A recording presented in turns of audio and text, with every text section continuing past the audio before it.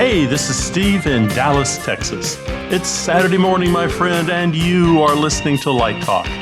Good morning. This is Zach coming to you from Washington, D.C.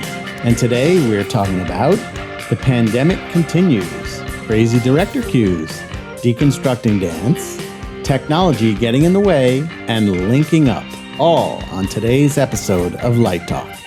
And this is David coming to you from way high in the Rocky Mountains. And if you don't already know, you are listening to Light Talk, and we are the Lumen Brothers. Woo. Welcome, everyone, to episode 273, and welcome back, Zach. It's good to have you with us. Good to be here. Yeah, did you check out our previous two episodes? Yeah, you guys are rocking it. That's right. We had two Legends of Light on Light Talk. Episode 271, we had Jian Chang, and last week in episode 272, we had Bradley King on. And if you haven't heard them, go check them out. We had the highest downloads in the history of Light Talk on those 2 weeks. And I just wanted to wish everyone a great, Father's Day was the other day. So for all the guys, men out there, happy Father's Day to everybody. Yes, happy Father's Day. Did you guys have a nice Father's Day? Because both of you are dads. I went out and mowed the grass and fixed the dishwasher. Typical Father's Day. Very nice. Yeah, mine was good. Yeah, we had a nice brunch. I guess I'm a father to my dog. But today I poured a bottle of Liquid Plumber down the sink. That's about as handyman as I get. Well, that works. Well, that I works. don't know. We'll see. So, hey, I'm still up here in Central City, up in the Rocky Mountains. And boy, we've had a really great time for the past 2.5 weeks. And we'll talk more about that today on our Let's Talk About segment. But first, let's hit our questions. And Steve has our first listener question. Sure. The first one comes from Peggy in Santa Fe, New Mexico. And she writes, I normally light drama. How do I deconstruct dance and create a design? Well, that's a good question. And I like the fact that you do some dramaturgical work on your plays and you deconstruct those. And I can see where you might have a little trouble with dance since it's there's no spoken language there. I think the first thing when you do dance, you do have to zero in on what type of dance are you doing.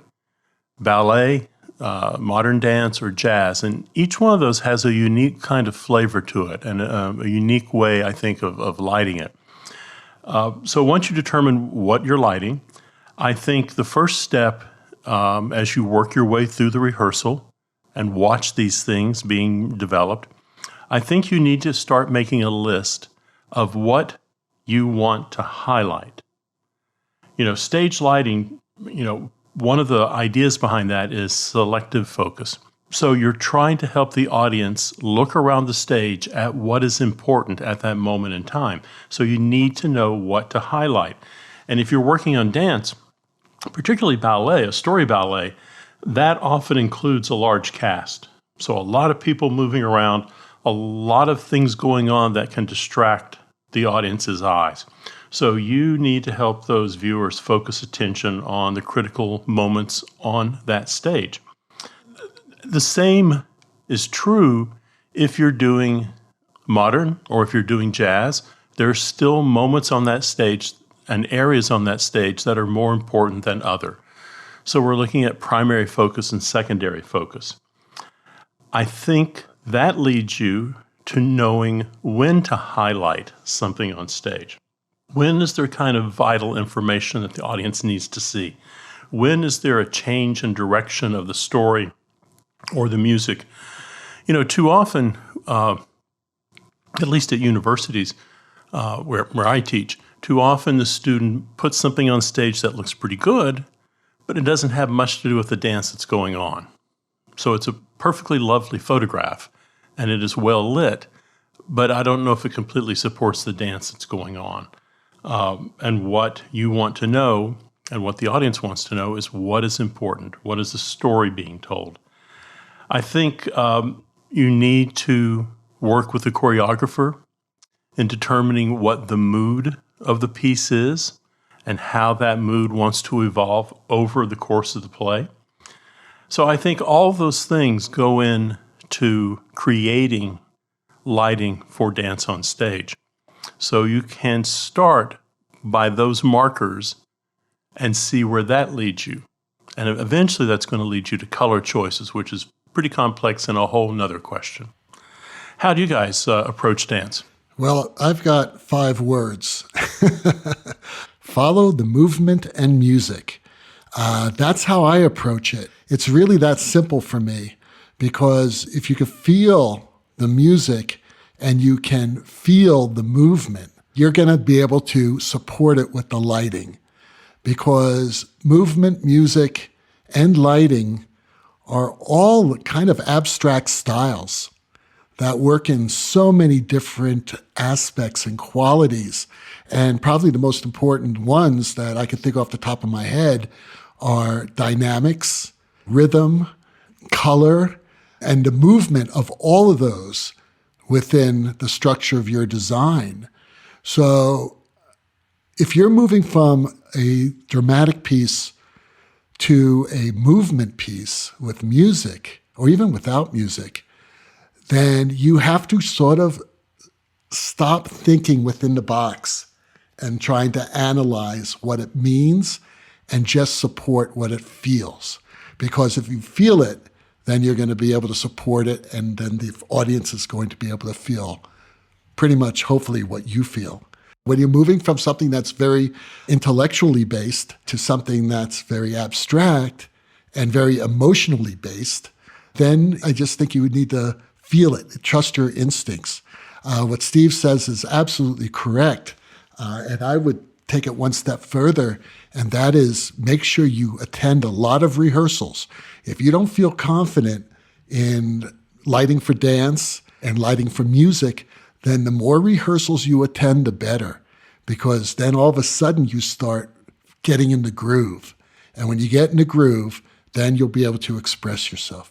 How about you, Zach? How do you feel about this? I mean, I absolutely agree with both of you 100%. I think one of the things that I've always found really interesting about dance in particular is like when it's really well designed, it's almost to the point where you don't notice the design at all. The design becomes invisible and you just become enveloped in the story. But when you hear people talk about these productions that I would consider successfully designed, the way they describe it, it's almost as if there was dialogue and there was text to the story, because the quality of the lighting has, given life to words in your mind in a way that were not specifically addressed on stage, but it's made the storytelling so clear that, it's as if you did read it or you did hear the words being spoken. And so I totally agree. It's like find the story and light for the story. So Fred in Nassau County writes, when programming projection cues, do you find that it's better to link them with lighting, with sound, or not to link at all? So this is a very interesting question, because everybody has their own opinion about this. And then there's a whole additional layer of what's technically achievable depending on what theater you're working in. I find that most of the time, especially in a musical, let's say, that the projection cues will happen in time with a lighting cue. And so it often makes the most sense to have lighting and projection cues linked in some way. The easiest way being that a lighting cue will trigger a projection cue. Most of the media server software that's out there, you can tell it a number that, and as long as that number matches up with the number for the lighting cue, then when you're connected with MIDI, it'll just fire one cue that will trigger both devices at once. That being said, there's often reasons that you might want it to be tightly integrated with sound. Maybe it's something like a dance piece, and you might even want to have it be connected with time code so that everybody is moving along with an audio track and that everything is perfectly precisely synced. Then again, you might find that there are times where the video is independent of the other design disciplines. And in that case, it might make the most sense to just have it be its own thing and have the stage manager call specific separate cues just for video. Oftentimes we'll call that a tab cue, which is a throwback to the old days of slide projectors where there was a physical tab involved. What do you guys find works best in your experiences? Well, when I work with projections, either if I'm doing the projections or if there's another projection designer, we usually link up. Linking up is a lot more fun and a lot more accurate. I think it's simpler for the stage manager and also the board operator, the programmer or board op, whoever is doing it that night, is, that one go key will set in motion both cues. Now, if there's a delay, you can always put a delay for lighting by a second or 3 seconds if you want it to sort of delay that effect, but still trigger that projection cue at the moment the stage manager calls go. So it's just easier for me, and I know that many of the projection designers I work with prefer that. I will say that there's the legend that the Vegas production of Jersey Boys, they tracked down the amount of delay with projection cues, and they wrote that cue into every lighting cue that triggered projections. And it was the tightest of all Jersey Boys productions. So what was the delay? It was I think it was about 0.7 seconds. That's interesting. So the projections were delayed 0.7 seconds? Yeah, I mean, this also is going back, over a decade. Sure. Where little elves had to run down the wire to make the next cue happen. And so things have gotten a lot faster these days than they used to be, when there were all different kinds of analog components along the signal path, including sometimes the video feed itself. So it was almost like you could take the trigger right away, but it would take that half a second for the video to change because it was an analog signal. But yeah, that was a big part of chasing down where the delay was back then and trying to figure out who can add delay to their thing, if it's a sound thing or a video thing or a lighting thing, so that it looks like everybody changed at the same time. And then, of course, teaching the stage manager how to anticipate the call so that it also happens at the right moment. So there was a lot going into that back then. There's a lot going on there. Yes. And what happens if that stage manager gets ill that night and another one has to call the show? Well, hopefully they wrote good notes in their book. I hope so. That's what the elves are for.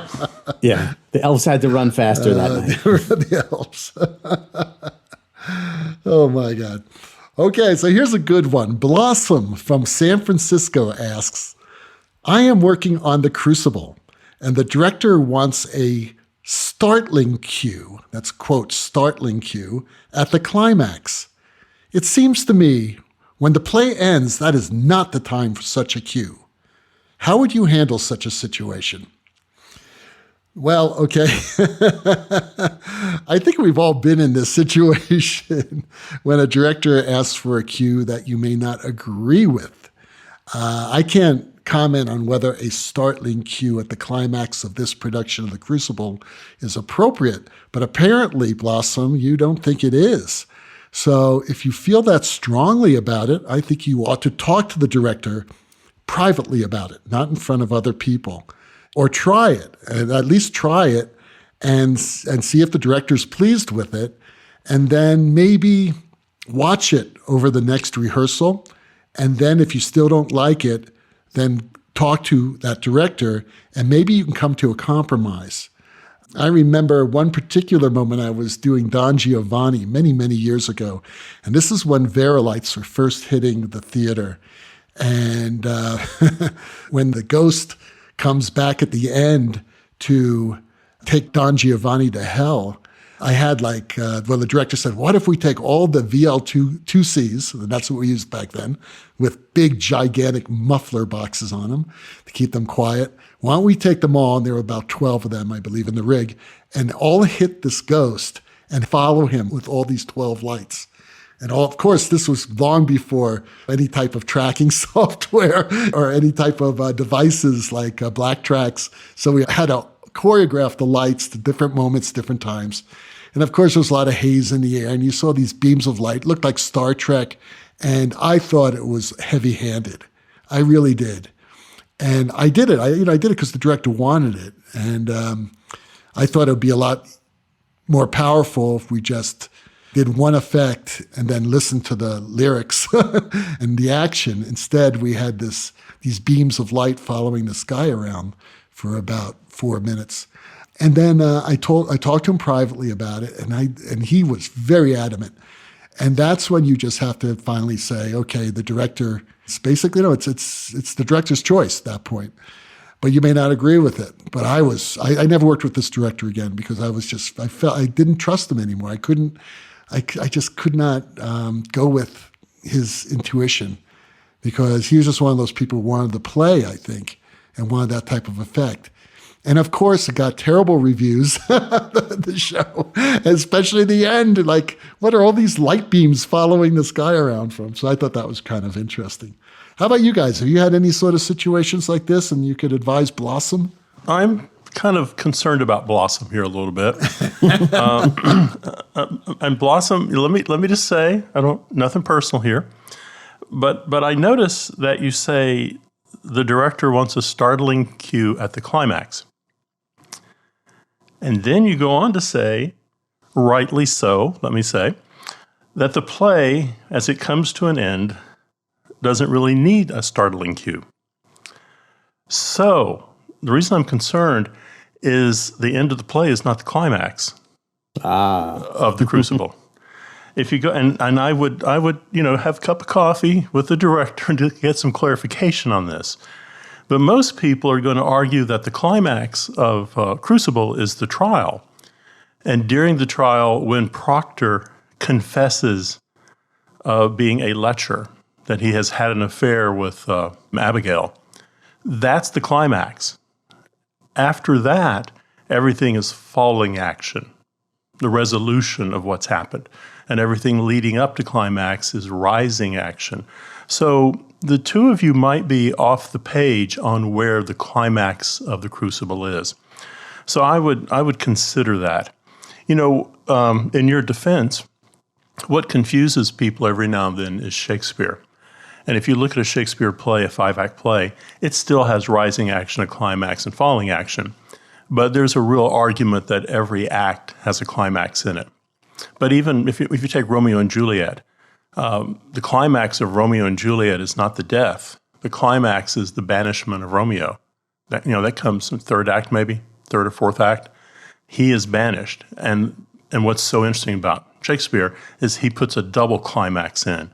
So not only is Romeo banished, but Juliet refuses to marry Paris, and then you see the resolution. You see the outcome of their decision. So you have rising action, climax, and falling action. So I think you're probably right. I wouldn't have a startling cue as he heads off to the gallows, but I don't think that's the climax. So I would just, some clarification with your director will go a long way. You've made a meal out of that question. A Big Mac with fries. No, I get that question all the time. It's like, no, I get it. Yeah. And if you look at Tennessee Williams, you can argue that the climax does come at the end of the play. The climax is the rape scene. And the only thing left is, Stella! She's being taken off to the sanitarium. So, the climax doesn't have to come on page 7. It can come on page 70. But you do have to kind of dig down a little bit to find it.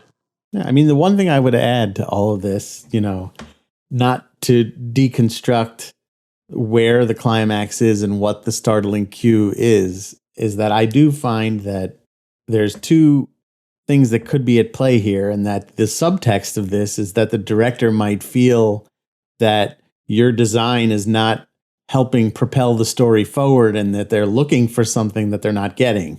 And so a startling cue may not necessarily mean something that's like, flashing the audience in the eyes, so to speak. It might mean like, I'm looking for something different here that I'm not getting. And so that, I think that's a great thing that you said earlier about talking to the director about what this really means.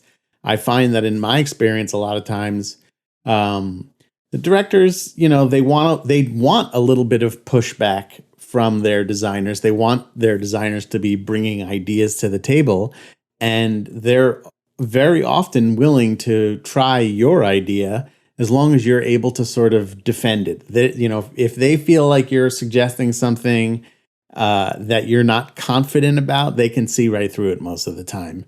And but if you say, maybe what you mean by a startling cue is that it's a shift of some sort, and let's try that together, and you can express yourself in a confident way, you might be on the road to enhancing the climax of the show. And so I wish Blossom lots of luck in her production of The Crucible.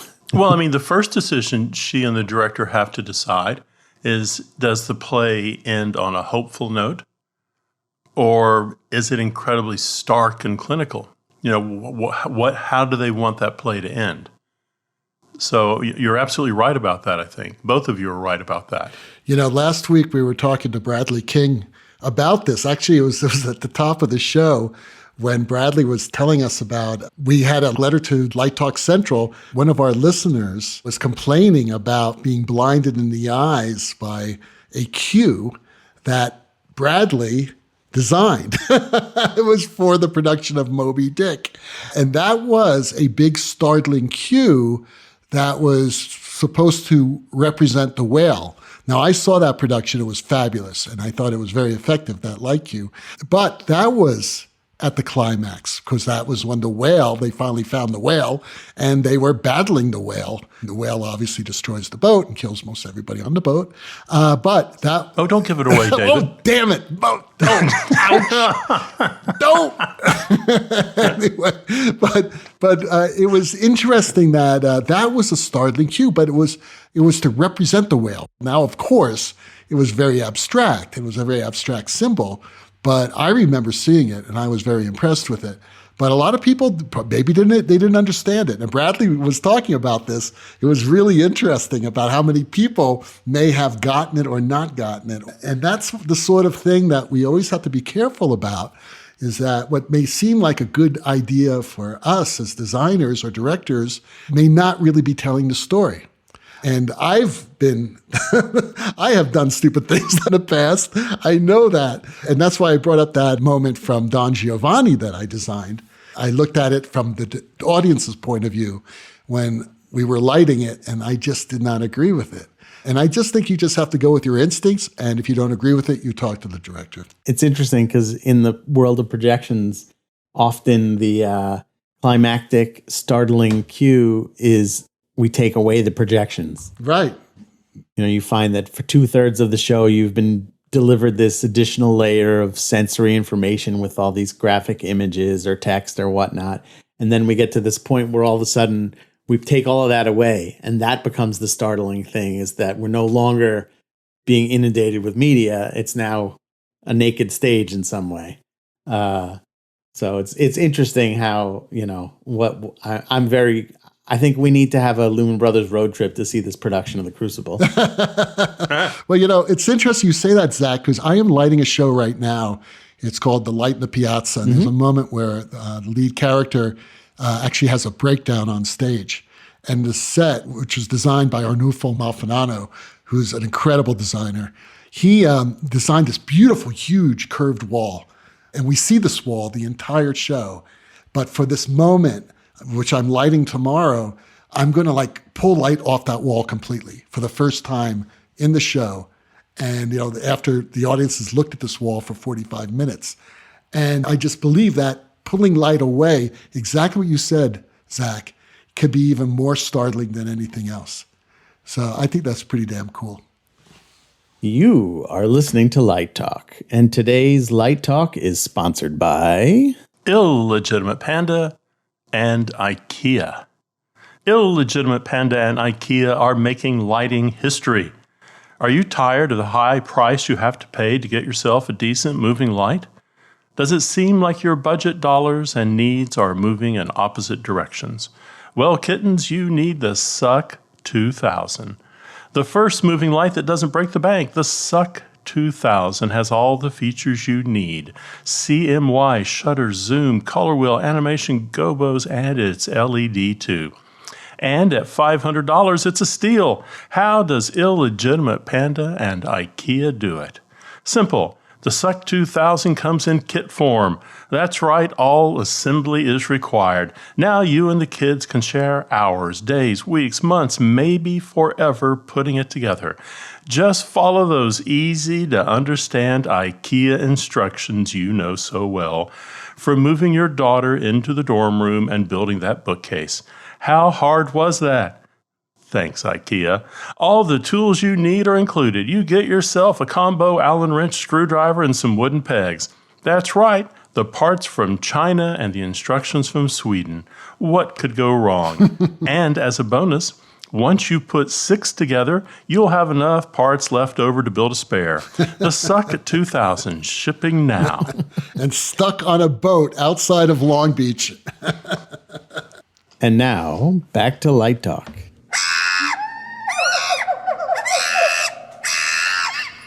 Well, the sounds of those rabid monkeys means that once again it's time for Let's Talk About.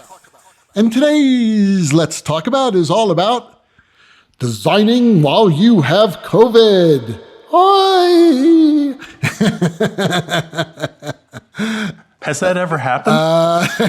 Yes, it has. To me.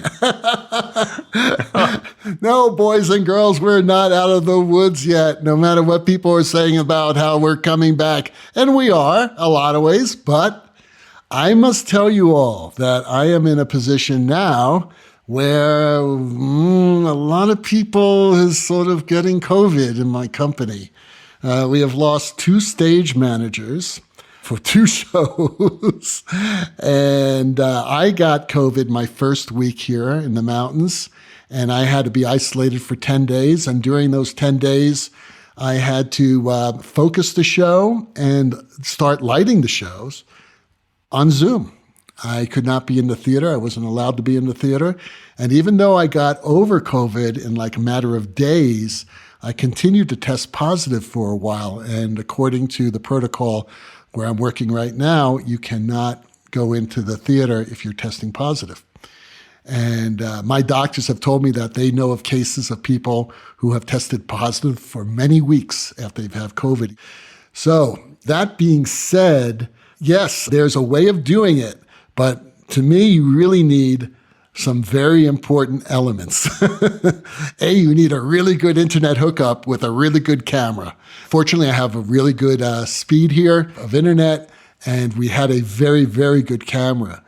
However, as everyone knows, you're not seeing everything in 3D, and the contrast isn't exactly, even close to being like it is in real life.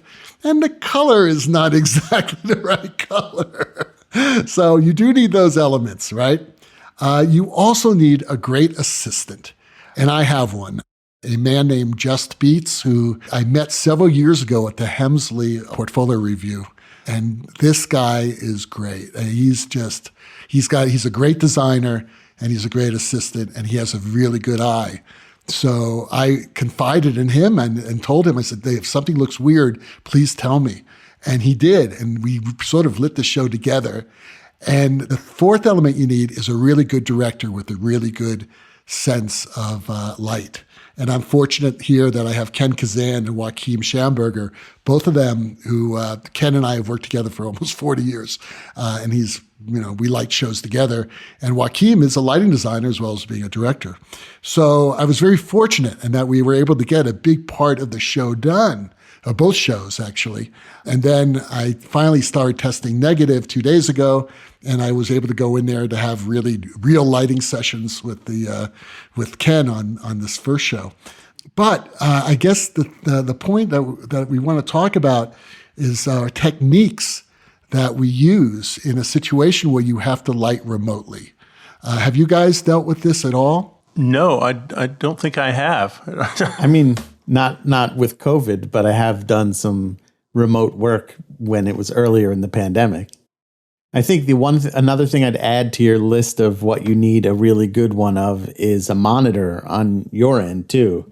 Because if you're like using a MacBook Air and you have all those other things lined up and you're looking at like a 13-inch screen, it's going to be challenging. Yeah, well, fortunately, I have a 12-inch iPad Pro, which actually has an excellent monitor on it. So that, I was fortunate, but you're right. If you don't have a good monitor, you could throw a good camera right out the window. It doesn't matter. Right. Really. And it sounds like it's also you need for your good assistant to not have COVID at the same time. And I was fortunate that Justin did not get sick. Unfortunately, now that both stage managers are ill, that means that there may be more people getting ill. We've also lost a lead in Fledermaus. And I don't know anyone who's closer to the company as a whole than the stage manager. So that's a little bit scary. And here, everybody's masked. Everybody is fully vaccinated. It doesn't matter. I'm fully vaccinated, fully boosted, and I caught it. It's important to get vaccinated and boosted because, like I said, I had minor symptoms, and I only had it for a few days because I started taking Paxlovid, which is that antiviral medicine, and that really knocked it out of my system in like 3 or 4 days. So I really never suffered. But my girlfriend, on the other hand, who was also fully vaccinated and fully boosted and took Paxlovid the second day that she had it, had terrible symptoms for the first day. So everybody's different. And I'm sure that Lori and I both, had the same strain. But that being said, you don't know how you're going to react to it. So if you haven't been vaccinated, get vaccinated and get boosted because it'll keep you out of the hospital. So has your COVID show opened yet? No. It goes into tech rehearsals tomorrow night.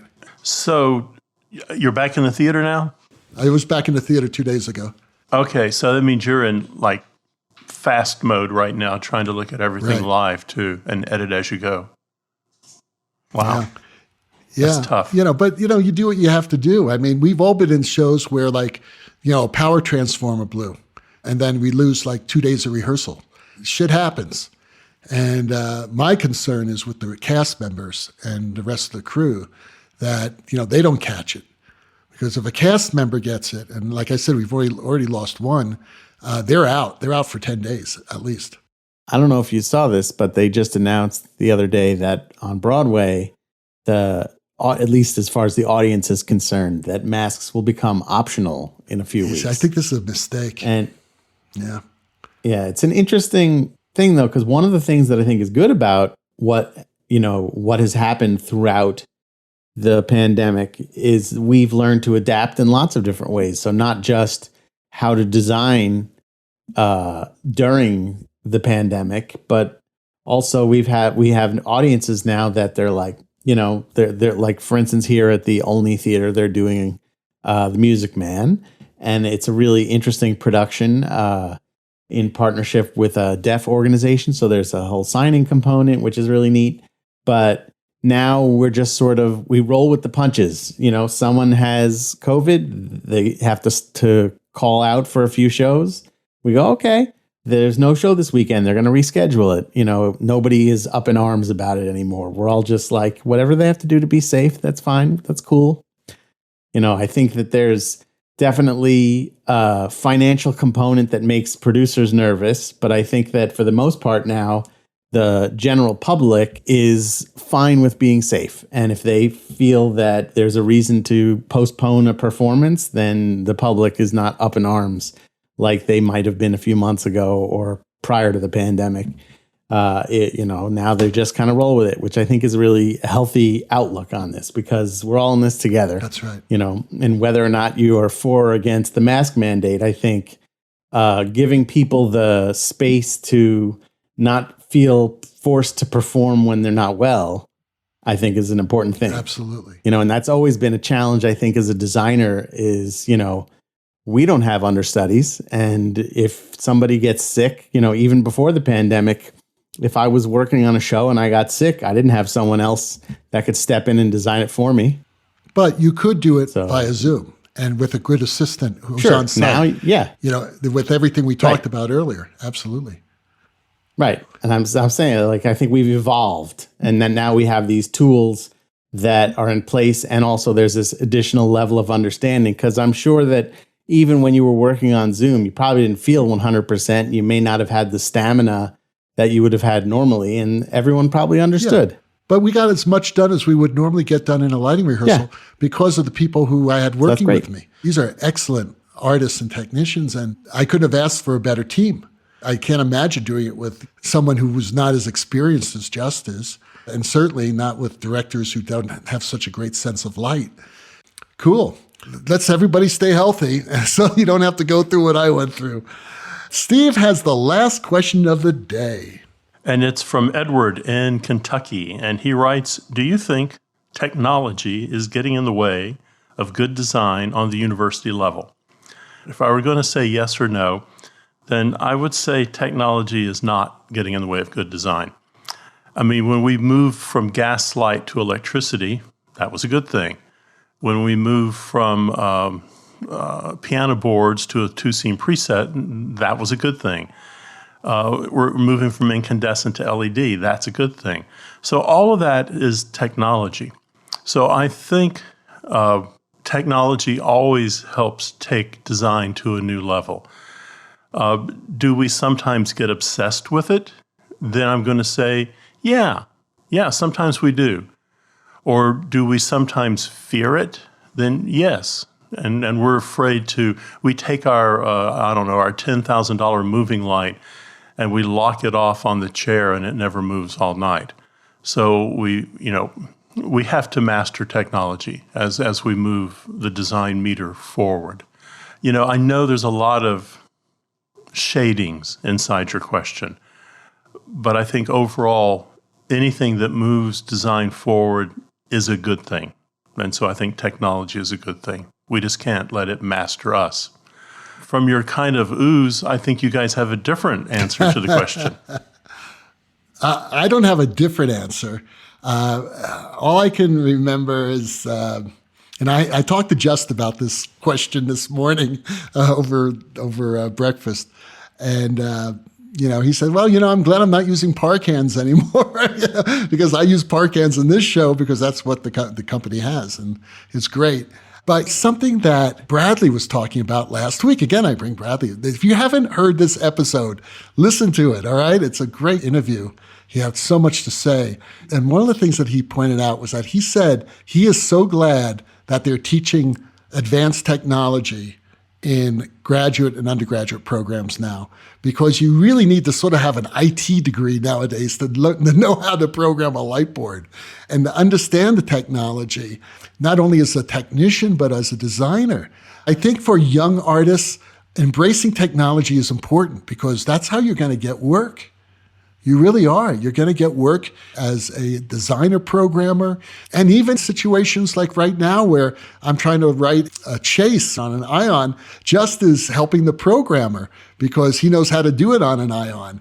So these are important things that he knows. And as a young professional, he will be hired again. This guy is going to be hired again because he's a huge help, because he knows technology and he knows design.